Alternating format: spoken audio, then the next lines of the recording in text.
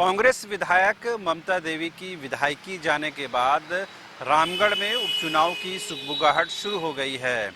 निर्वाचन आयोग के इस बयान के बाद कि जल्द ही वहां चुनाव कराने की प्रक्रिया शुरू होगी, इसके बाद तमाम जो राजनीतिक दल हैं वो अपने तौर पर तैयारियां शुरू कर चुके हैं।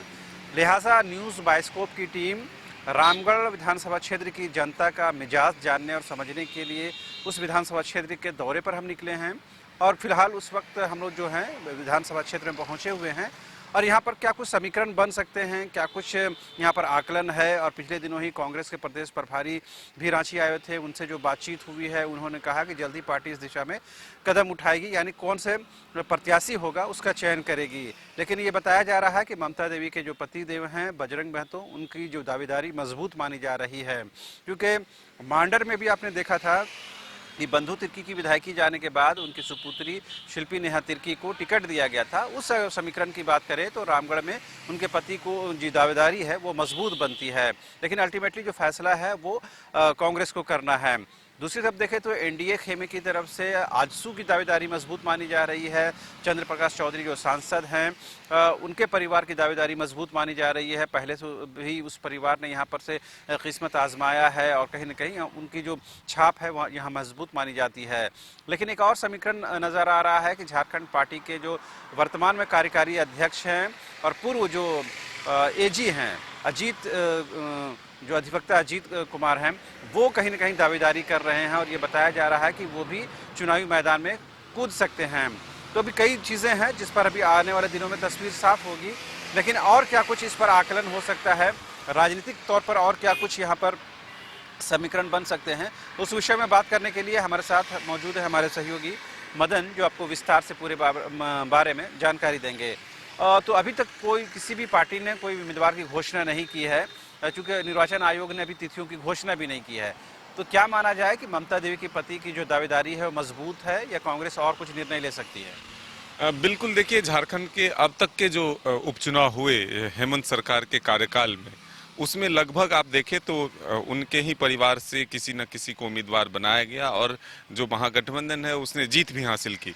चाहे आप मधुपुर का चुनाव देखें, बैरमो का चुनाव देखें या फिर मांडर का चुनाव देखें, ये तमाम जो उपचुनाव हुए उसमें उन जो सीट लूज किए, यानी कि बंधु तिर्की ने जो सीट छोड़ा, यानी कि उनकी सदस्यता गई, तो उसके बाद उनकी बेटी को उम्मीदवार बनाया गया।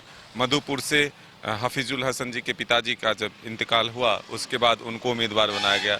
बैरमो से अनूप सिंह के पिताजी राजेंद्र सिंह जी का जब निधन हुआ तब उनको उम्मीदवार बनाया गया। और सभी पर आप देखें तो फैक्टर काम किया, सभी को एक तरह से जो कहते हैं सहानुभूति वोट वो भी मिला और चुनाव में जीते।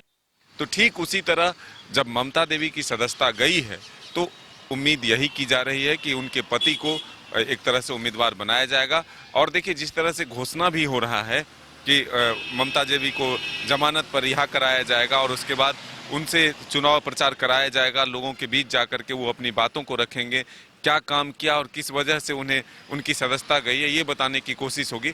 उनके पति ने भी कहा है कि हम सीधे तौर पर चुनावी मैदान में पार्टी अगर हमें उम्मीदवार बनाती है तो हम उतरेंगे और उसके बाद इस सीट को जीत करके फिर से एक बार रामगढ़ की जनता का सेवा करेंगे। वहीं चंद्र प्रकाश चौधरी ने भी अपना तैयारी शुरू कर दिया है, उनकी पत्नी को उम्मीदवार बनाया जाएगा ऐसी सूचना है। और बीजेपी साथ में चुनाव लड़ने जा रही है, क्योंकि इसका एक तस्वीर जो है वो सामने आया कि जो बीजेपी के राज्यसभा सांसद हैं आदित्य साहू, वो चंद्र प्रकाश चौधरी के साथ चुनाव प्रचार के दौरान एक तरह से कहीं भी किसी भी कार्यक्रम पे जो है मंच साझा करते हुए नजर आए। तो इससे ये उम्मीद जताई जा रही है। और अमित शाह जब झारखंड पहुंचे तब सुदेश महतो ने फिर से एक बार मुलाकात की। तो एक तरह से जो पिछला चुनाव 2019 का जो विधानसभा का चुनाव था उसमें जो अलग अलग चुनाव परिणाम देखने के लिए मिला, अलग जो चुनाव लड़े उसमें जो खामियाजा उनको भुगतना पड़ा, तो दोनों अब एक साथ मिलकर फिर से चुनाव लड़ना चाहते हैं। और इसका नतीजा है कि एक तरह से बीजेपी और आजसू का गठबंधन भी दिखाने की कोशिश पिछले राज्यसभा चुनाव से ही देखने को मिल रहा है। 2024 के विधानसभा चुनाव से पहले ये जो रामगढ़ का जो उपचुनाव है वो बेहद महत्वपूर्ण इस लिहाज से है कि कहीं न कहीं जनता की नब्ज टटोलने में आपको आसानी होगी। और इससे पहले अमित शाह का दौरा हुआ है, खतियानी जोहार यात्रा पर मुख्यमंत्री निकल रहे हैं दूसरी बार। तो कहीं ना कहीं इस बीच ईडी की, सीबीआई की, आईटी की रेड चल रही है, राजभवन और सीएमओ जो आमने सामने है, कई ऐसी बातें हुई हैं। उसके बाद कहीं ना कहीं जनता का नब्ज टटोलने के लिए एक बेहतर मौका है। यही वजह है कि कोई भी पार्टी इस बाई इलेक्शन को हल्के में नहीं लेगी। अब देखने वाली बात ये होती है कि तिथियों की घोषणा कब होती है और उसके बाद क्या कुछ समीकरण बनने शुरू होते हैं। लिहाजा वो समीकरण बने बिगड़े वो अलग बात है, लेकिन हमारी कोशिश ये है कि जो रामगढ़ की जनता का मन मिजाज समझा जाए, वो इस बार क्या सोचती है और वो जो वोट डालेंगे उसका क्या आधार होगा, किस मुद्दे पर वोट करेंगे। ममता देवी के जेल जाने के बाद क्या सिंपैथी वोट उनके परिवार को या कांग्रेस को मिल सकता है या नहीं मिल सकता है। पिछले 2019 के विधानसभा चुनाव में जो बीजेपी है और आजसू है वो अलग अलग चुनाव लड़ी थी, दोनों ही पार्टियों को इसका खामियाजा मिला था और कांग्रेस को सीधे सीधे इसका लाभ मिला था। ऐसे में एनडीए इस बार कहीं न कहीं एकजुट होकर के चुनावी मैदान में उतरेगी। जाहिर सी बात है यूपीए के लिए एक बड़ी चुनौती होगी।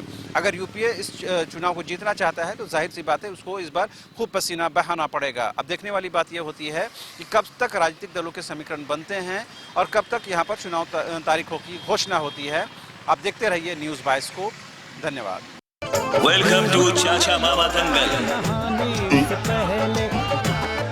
हास्य अदाकार संजय मिश्रा से गुजारिश है कि वह अखाड़े में कूदे और फुलटूस को ट्रॉफी से नवाजे। लगता है समाधि ले ली। अरे बुला रहे हैं। अरे बोल रहे हैं कि बुला लो। टॉप टेक सीमेंट, जो जोड़े तो छोड़े नहीं, मजबूती ही हमारी पहचान। 4 धामों में से एक रामेश्वर धाम सहित तिरुपति बालाजी, कन्याकुमारी, मदुरई, मां मीनाक्षी देवी और श्री मल्लिकार्जुन ज्योतिर्लिंग का झारखंड में सबसे कम दर पर सब परिवार दर्शन लाभ का अनुपम अवसर। संपर्क करें मां कामाख्या धार्मिक रेल यात्रा, केसरी नर्सिंग होम, टहला तल्ला, पिस्का मोड़, रांची।